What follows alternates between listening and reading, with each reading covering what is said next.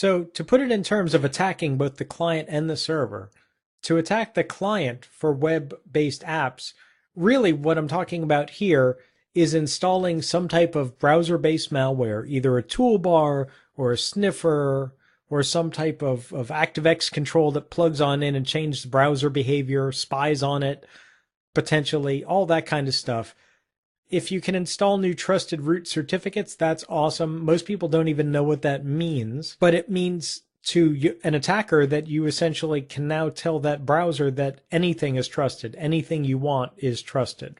And the goals for attacking the client, just like with any other malware attack, the web client, you can spy on their activities, you can add them to a botnet through the web, and you can certainly spread, even from a web client, which is not something that most people think of. But now that you know how malware works a little bit and how the web client web server relationship works in an ethical hacking scenario, you know that these kinds of malware and these kinds of attacks can be spread just from a client, just from a browser to other servers and other clients.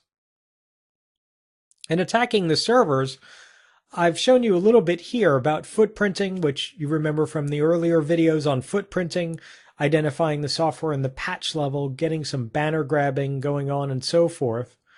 Creating intentional errors to examine error reports. You saw the screenshot of the verbose logging. Well, if you can't get one on by accident, get one on purpose. Mash the keyboard and see what happens. Mirror the site. There's plenty of site mirror tools out there. Will actually grab an entire website, suck it down to your hard drive so you can examine it.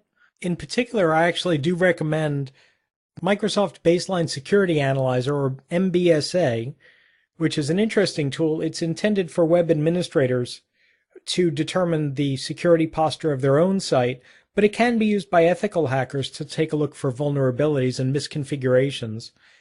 Similarly, URL Scan or URL Scan is another free tool that's out on the internet that you can use to actually scan a website for potential vulnerabilities.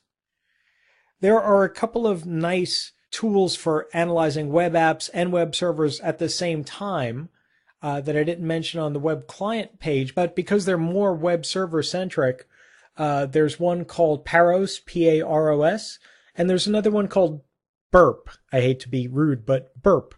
The Burp Suite, which actually contains a number of web analysis tools that analyze the server, analyze the client, analyze the apps, and so forth, and give you a fairly rich, detailed report about what server strengths are out there, what server weaknesses are out there, what the client looks like, and potentials for fixing all of that stuff, or addressing potential vulnerabilities. Not fixing, because that doesn't really mean that anything's broken. It's quite likely that the configuration is intentional, but an administrator needs to know that these are potential vulnerabilities or weaknesses so they can either mitigate them or understand them and accept them.